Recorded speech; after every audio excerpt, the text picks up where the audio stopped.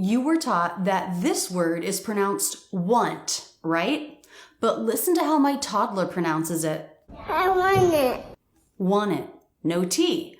Did you learn that pronunciation when you learned this word?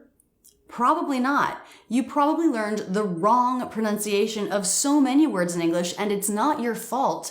It's how English is taught. It's so frustrating. You were not given the full picture of English pronunciation when you learned English as a non-native speaker, because when you learned a new word, there was a focus on reading, writing, and the letters. What you see, not what you hear. You have to learn totally different rules when it comes to speaking English. Because it's not just 2-year-olds who say want without a T in this phrase. I want it. I want it. I want it all. And I want it. By the way, there are 4 different pronunciations of the T. Dropping it is just one of them, and we'll talk about them all. Today, we're going to study how my toddler speaks English, and we're going to cover the main things you need to change, the main rules you need to know as a non-native speaker to correct your pronunciation, to improve your fluency in spoken English. And as always, if you like this video or you learned something new, please give it a thumbs up and subscribe with notifications. I'd love to see you back. First, let me say, what's wrong with having an accent when speaking a foreign language? Absolutely nothing. Accents, human diversity, they're wonderful. But if the way you speak English is getting in the way of your communication, if you're not reaching your own goals for yourself, then it's a problem. Let's not let this be what holds you back. My son, of course, is learning English only by hearing. He doesn't get messed up by seeing or understanding letters and how they might relate to sounds. I recently posted a video online of a conversation I had with him, and one of my students commented how she noticed he was naturally doing all these things it's taken her years to work on. So she, like you, learned that this letter is pronounced T. T pronunciations, reductions, and linking are the 3 main things we'll talk about in this video. Sawyer, my son, does it all naturally. Most of my students don't.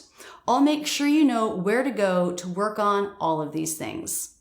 You learned T, a true T, but I would say that's the pronunciation 10, maybe 20% of the time. So most of the time, it's the wrong, less natural pronunciation. The rest of the time, it's dropped, flapped, stopped, or turned into a CH. We've seen an example of dropping the T in I want it. I want it. I want it. I want it. I want it. He also drops it in the word just. I just want it now. I just want it. It's really common to drop the T between 2 consonants, and that's why he drops it in just. The next sound is the W consonant. Just want it. Last summer, for example there, also very common to drop the T because it comes between 2 consonants. Last summer. I just want it. Let's hear his phrase again. I just want it now. Actually, just the other day, I told my 4-year-old son, Stony, to brush his teeth. You know what he said? I don't want to. I don't want to. Don't want to. He dropped the T in want, the T in don't, the T in to. He said that phrase with no T's. I don't want to. All smoothly linked together, but all T's dropped. I actually have a video that goes over N''T words like don't. That's really helpful. I go over all the different ways the T might be pronounced in this particular word or set of words. So check that video out here or by clicking the link in the video description. Stony, time to brush your teeth. I don't want to. Sawyer also changes the T pronunciation in the phrase, can you get it for me? Can you get it for me? Get it becomes get it, get it, get it, linking those 2 words with a flap T. Get it, get it. That's very different from t, get it, get it, get it, get it, ra ra ra ra ra. Let's see it again. Get there. Get there. Can you get it for me? Get it, get it. It sounds like a D between vowels in American English, doesn't it? Get it, get it. That's one of our T pronunciations, and it helps us speak English really smoothly. And that smoothness and linking between words is a really important characteristic of American English. And that might be different than your native language. If you've watched a lot of my videos, then you're probably pretty familiar with the different T pronunciations. But if you want a refresher, or if this idea is totally new to you, I've put together a playlist that goes over the different T pronunciations and when you would want to use each one. Now, in this phrase, Can you get it for me? he also did an important reduction. And reductions are another key issue you'll want to study to make sure that you're having more natural English pronunciation, to focus on English sounds and how things are actually pronounced, not words or letters. It was this word. You probably learned it's pronounced for. I doubt you learned that it's pronounced fur. But that's how it's pronounced most of the time. There's a big difference between for and fur. Now with Sawyer here, I've slowed it down, so you're not going to hear it as short, but you'll definitely hear it's fur and not for. Can you get it for me? You know, I had a student in my academy once. She lived in the US and she was married to an American. She told him about the academy and that she was training to change her habit to say fur instead of for. And he said, "What? That's not how we say it." Of course, he was wrong. We're so unaware of our own habits. As an adult, he was also tied to the letters F, O, R, even though he himself pronounced it as fur, as if it had no vowel at all. By the way, she did catch him in conversation saying fur, and so she stopped him and pointed it out. She knew more about his pronunciation than he did. Okay, so for becomes fur. That's a reduction. That means a sound changes or is dropped. This word, and so many others, we almost always reduce them. Keep in mind, this is not bad English, sloppy English, lazy English, unclear English. This is actually the most clear English, the way all native speakers do it. Because American English is a stress-timed language. That means a contrast between long and short is very important, and reductions help us say these kinds of words very quickly.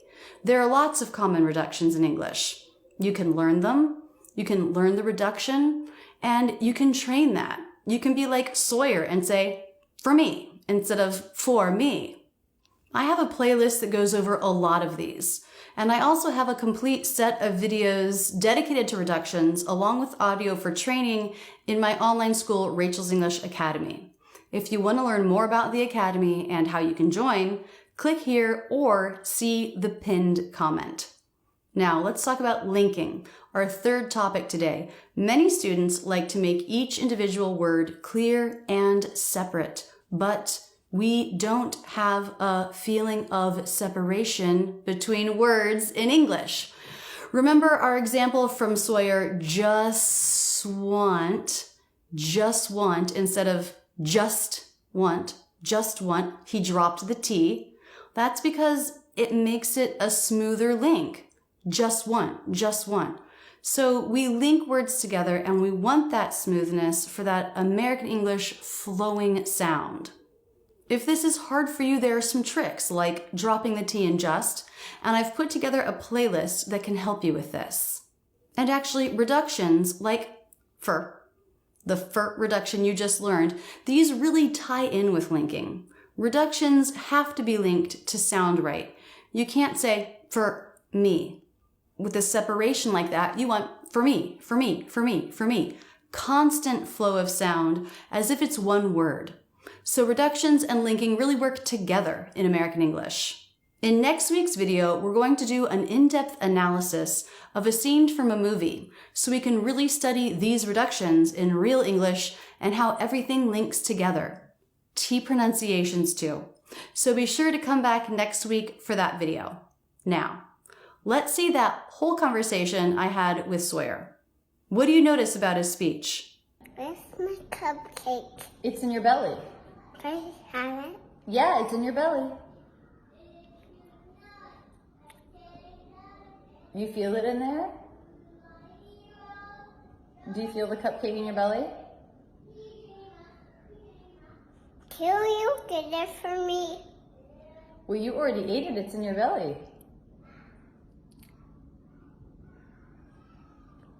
Does that feel disappointing? I want it. You want your cupcake? Yeah. But you already ate it. It's in your belly now. You see it in there? You see it in your belly? Yeah. Are you full? Can you get it for me? The cupcake? Yeah. I can't get it because it's in your belly. It can't come back out. What do you think about that, Sawyer? I just want it now. Do you feel sad that you already ate it? No. I want it now. The chocolate cupcake? Yeah. Do you remember how you put it in your mouth and you chewed and swallowed? Remember that? How you ate the cupcake? Yeah. Yeah, it's gone. It's in your belly now because you ate it. Is my cupcake in this one? Yeah, it's in there in the belly. Can I get it now? No, you can't get the cupcake. Don't eat your sticker. That's not going to be good. Uh, Should I get you cleaned up? this. I just gonna put my finger in my belly. No, don't put it in your belly. You can put it on your shirt, but not in your belly. And my cupcake. Where is your cupcake? And then my belly. Yeah, And my hair. right. It's right there. It's not coming out of my belly. No, it's going to stay in there now. I can eat one tomorrow. No, you're not going to have another cupcake tomorrow. The next day. Maybe. By the way, here are the places where you can follow me, where I sometimes post things like that video. You'll get to see short videos and photos from my life occasionally. And you can keep your learning going right now with this video. If you're serious about changing some of your habits in spoken English, head over to my academy and check it out. We can help you and support you. Rachel'sEnglishAcademy.com. And don't forget to subscribe here on YouTube. I make new videos every Tuesday. That's it, and thanks so much for using Rachel's English.